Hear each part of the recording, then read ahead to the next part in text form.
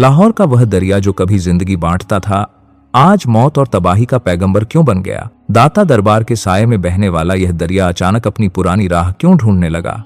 क्या यह सब कुदरत का इंतकाम है या इंसान की लालच का अंजाम? और क्या वाकई भारत पानी को हथियार बनाकर पाकिस्तान के खिलाफ खुफिया खेल खेल रहा है?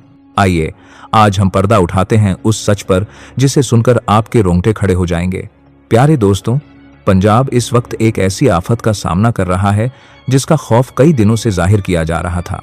वही खदशा अब हकीकत बन गया है और सूबे पर हौलनाक तूफान और तबाहकुन सैलाब आ टूटा है। रिपोर्टों के मुताबिक यह सूबे की तारीख का सबसे खतरनाक सैलाब है। सरकारी आंकड़े बताते हैं कि 23 जिलों की 1039 बस्तियां मुकम्मल तौर पर पानी में डूब चुकी हैं। सियालकोट से लाहौर तक, गुजरात से झंग तक और कसूर से लोधरा तक हर तरफ तबाही के मंजर हैं। शाहराहें डूब गई हैं, तैयार खड़ी फसलें खत्म हो गईं और इंफ्रास्ट्रक्चर को सख्त नुकसान पहुंच चुका है। अब तक की सूरत ए हाल में पंजाब भर में 35 से ज्यादा कीमती जानें जाया हो चुकी हैं। लगभग 1.5 करोड़ लोग मुतासिर हुए हैं और हजारों जानवर पानी के रेलों में बह गए हैं। कई इलाके मुकम्मल तौर पर कटकर दुनिया से बेराबता हो गए हैं। गंडा सिंह और झंग में मजीद खतरा मौजूद है। माहिरीन इसे गुज़िश्ता 30 बरसों का सबसे तबाहकुन सैलाब करार दे रहे हैं। कसूर और चूनिया के दर्जनों दिहात सफहा ए हस्ती से मिटने के करीब हैं। आज की वीडियो में हम पंजाब के इन्हीं लर्जाखेज मंजरों पर रोशनी डालेंगे। भारत ने भी कई मकामात पर अपने डैम्स का पानी मुकम्मल तौर पर पाकिस्तान की तरफ छोड़ दिया है, जिससे सूरत ए हाल मजीद गंभीर हो चुकी है। पंजाब के मुख्तलिफ शहरों में इमरजेंसी वार्निंग जारी कर दी गई है। वह तूफानी रैला जो पहले मकबूजा कश्मीर में तबाही मचा रहा था, अब तेजी से पंजाब की सरजमीन पर दाखिल हो रहा है। सियालकोट, लाहौर, कसूर, नारोवाल और पसरोड जैसे अहम शहर बराह ए रास्त खतरे की जद में हैं।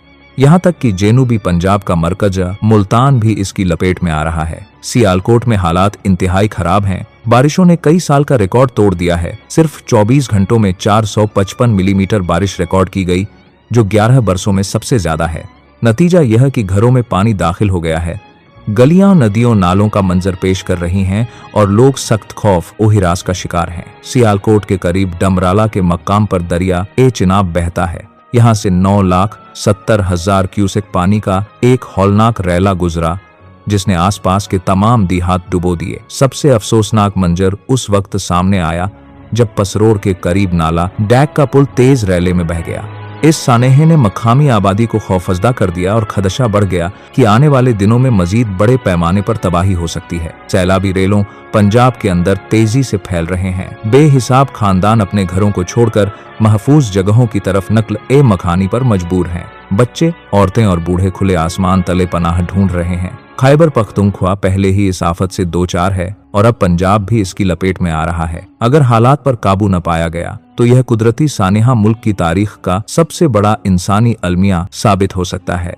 दरिया ए चिनाब, रावी और सतलज पर कई हेडवर्क्स कायम हैं, जिन्हें पानी कंट्रोल करने और ज़रई ज़मीनों को सैराब करने के लिए बनाया गया था, मगर आज यही मकामात खतरे की घंटियां बजा रहे हैं।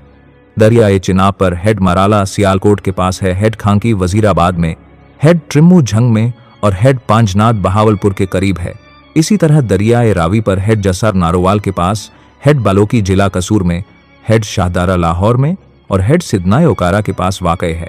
दरिया ए सतलज पर हेड गांडा सिंह और हेड सुलेमांकी बहावल नगर में और हेड इस्लाम बहावलपुर के नजदीक मौजूद है। इन सब मकामात के इतराफ की आबादियां सख्त खतरे में हैं। माहिरीन का कहना है कि यह शायद तारीख का बदतरीन सैलाब है। यह 1988 के तबाहकुन सैलाब से भी कहीं ज्यादा शदीद है, जिसने उस वक्त कयामत के मंजर दिखाए थे। अब वैसे ही मंजर एक बार फिर पाकिस्तान में दोहराए जा रहे हैं। रेलें गांव के गांव बहा रही हैं, फसलें बर्बाद हो रही हैं और लोग बेबसी के आलम में खुले आसमान तले पनाह लेने पर मजबूर हैं। माहिरीन ए माहौलियात खबरदार कर रहे हैं कि यह सिर्फ वक्ती हादसा नहीं बल्कि मुस्तकबिल में बार बार आने वाला खतरा है। आने वाले बरसों में बारिशें मजीद गैर मुतवाजन होंगी और सैलाब पहले से कहीं ज्यादा खतरनाक सूरत इख्तियार करेगा। इस सब की असल वजह खुद इंसान है, जिसने दरखत काटकर, माहौल को बिगाड़कर और फितरत की तरतीब तोड़कर अपनी तबाही खुद दावत दी है। यह है सियालकोट और इसके इतराफ के लर्जा खेज मंजर। दराई का पूरा इलाका पानी में डूब गया है। मकानात, खेत और रास्ते सब सैलाब की नजर हो गए हैं। दहाइयों की मेहनत से तैयार होने वाली फसलें चंद लम्हों में गर्क हो गईं। सियालकोट एक ऐसा शहर है जो हर तरफ से नदियों नालों से घिरा हुआ है। आज इन्हीं नालों ने अपनी हदें तोड़कर पूरे इलाके को अपनी लपेट में ले लिया है। वह पानी जो कभी खेतों को सैराब करता था, आज घरों में दाखिल होकर बर्बादी के मंजर पेश कर रहा है। याद रखना चाहिए कि सियालकोट सिर्फ एक शहर नहीं बल्कि पाकिस्तान की मुआशरत का अहम सहारा है। यही शहर दुनिया भर को खेलों का सामान, जराही के औजार और आला मियार की चमड़े की उत्पादात फराहम करता है। लेकिन इस वक्त यह सनती शहर एक खौफनाक आफत में घिरा हुआ है और अरबों रुपए का नुकसान बर्दाश्त कर रहा है। पसरोर में हालात तो मजीद संगीन हैं। सैलाब के तेज रेलों ने सब कुछ बहा दिया। बरसों की मेहनत से बने घर, हरे भरे खेत और सड़कें लम्हों में मिट्टी का ढेर बन गए। ऐसा लगता है जैसे पूरा शहर पानी के गजब के सामने मोम की तरह पिघल गया हो। मुसलसल बारिशों ने भी तबाही में इजाफा किया है। यह बारिशें घंटों तक जारी रहीं और जमीन को दलदल में तब्दील कर दिया। हर तरफ पानी ही पानी है और आवाम की आंखों में खौफ और बेबसी के साए हैं। माहिरीन के मुताबिक यह आफत सिर्फ कुदरती नहीं बल्कि सियासी चालों का नतीजा भी है। कहा जाता है कि इसमें भारत की दानिस्ता मंसूबाबंदी शामिल है, जो चाहता है कि पाकिस्तान में ज्यादा से ज्यादा नुकसान हो। सिंध तास मुआहिदे के तहत भारत पर लाजिम है कि डैम्स से पानी छोड़ने से पहले पाकिस्तान को इत्तला दे, मगर सतलज में पानी छोड़ते वक्त भारत ने ऐसा नहीं किया। नतीजतन अचानक आने वाले रेलों ने बड़े पैमाने पर तबाही फैला दी। अलबत्ता चिनाब और रावी में पानी छोड़ने की इत्तला भारत को देनी पड़ी, वरना बड़े पैमाने पर इंसानी जानों का नुकसान होता, जो आलमी सतह पर एक बड़ा इंसानी अलमिया बन जाता। लाहौर जैसे बड़े शहर में भी दरियाए रावी का पानी खतरनाक हद तक बुलंद हो चुका है। दरिया के किनारे लर्ज रहे हैं और लोग अपने घरों को छोड़ने पर मजबूर हो रहे हैं। यह महज पानी नहीं बल्कि एक तनबीह है कि अगर उपरोक्त इकदामात न किए गए तो आने वाले दिनों में यह तूफान सब कुछ बहा ले जाएगा। सबसे ज्यादा तबाही लाहौर में हुई है। खास तौर पर वह रिहायशी बस्तियां जो दरिया के करीब बनाई गईं, आज वह मुकम्मल तौर पर पानी में डूबी हुई हैं। यह दरअसल एक गलत मंसूबाबंदी थी कि बस्तियां दरिया के बिल्कुल किनारे बसाई गईं। नतीजा यह निकला कि आज मेट्रो सिटी समेत कई हाउसिंग स्कीम्स पानी में डूब गई हैं। लोगों को कश्तियों के जरिए निकाला जा रहा है, जबकि उनकी जिंदगी भर की जमा पूंजी उनके सामने पानी में बह रही है। दहाइयों की मेहनत से बने मकान चंद लम्हों में खत्म हो गए। ऐसे मंजर देखने वाले का दिल दहला देते हैं। पानी ने इतनी तेजी से गलियों और पार्कों में जगह ली कि लोग घरों में कैद हो गए। किसी को अंदाजा ही नहीं था कि आफत इतनी शिद्दत से आएगी। सिख बिरादरी के लिए मुकद्दस मकाम करतारपुर भी पानी में डूब चुका है, जिससे मजहबी और तारीखी नुकसान भी हुआ। यह सैलाब सिर्फ दरियाओं की तुगयानी का नतीजा नहीं बल्कि क्लाउड बर्स्ट और तूफानी बारिशों ने भी इसे मजीद हौलनाक बना दिया है। लाहौर समेत पंजाब के कई शहरों में बारिशों ने जिंदगी मफलूज कर दी है। घंटों तक जारी बारिश ने गली कूचों को झील में तब्दील कर डाला। पंजाब के मुख्तलिफ अजला में हालात निहायत तशवीशनाक हैं। लोग छतों पर पनाह लेने पर मजबूर हैं। मवेशी डूब रहे हैं, खेत उजड़ गए और रोजगार खत्म हो रहा है। सवाल यह है कि यह सब कुछ क्यों हो रहा है? आखिर कुदरती आफात क्यों बढ़ती जा रही हैं?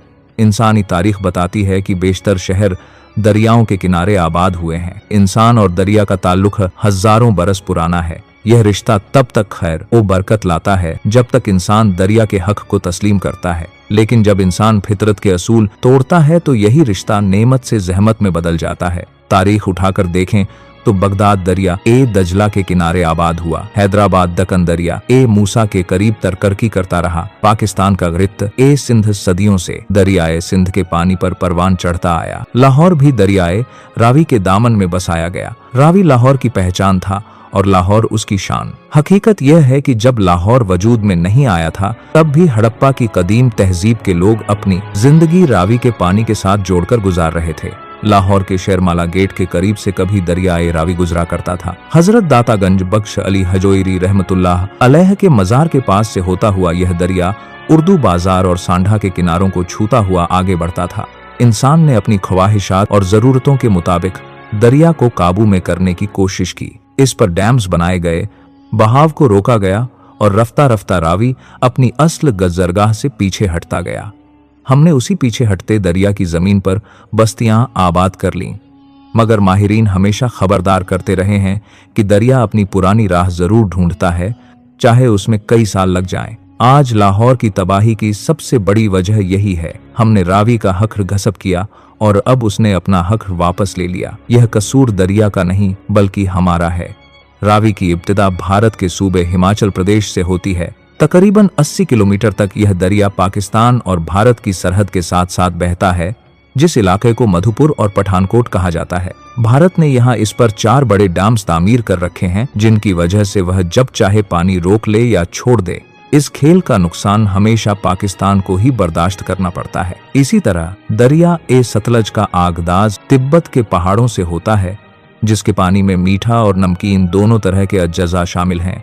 यह दरिया कसूर के करीब पाकिस्तान में दाखिल होता है। भारत ने इस पर भी कई बराज और डैम्स बना रखे हैं और जब चाहे अचानक पानी छोड़ देता है, जिससे पाकिस्तान की बस्तियां, खेत और शहर तबाह हो जाते हैं। यूं कहा जा सकता है कि आज लाहौर और पंजाब के कई इलाकों में जो तबाही देखी जा रही है, वह सिर्फ कुदरती आफत नहीं बल्कि हमारी गफलत और भारतीय आबी जारहियत का मजमूई नतीजा है। दरिया ए चिनाब मकबूजा कश्मीर से निकलता है, जहां इस वक्त बार बार क्लाउड बर्स्ट जैसे खतरनाक वाकयात पेश आ रहे हैं। इन्हीं के सबब चिनाब में शदीद तुगयानी है। भारत ने इस दरिया पर भी 7 बड़े डैम्स तामीर किए हैं और यह दरिया सियालकोट के करीब से गुजरता है। सतलज, रावी, चिनाब और ब्यास आखिरकार दरिया ए सिंध में जाकर मिलते हैं।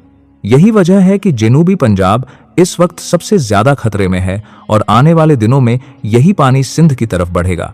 इसलिए सिंध हुकूमत और आवाम को भी अभी से भरपूर तैयारी करना होगी, वरना नुकसान नाकाबिल इतलाफी होगा।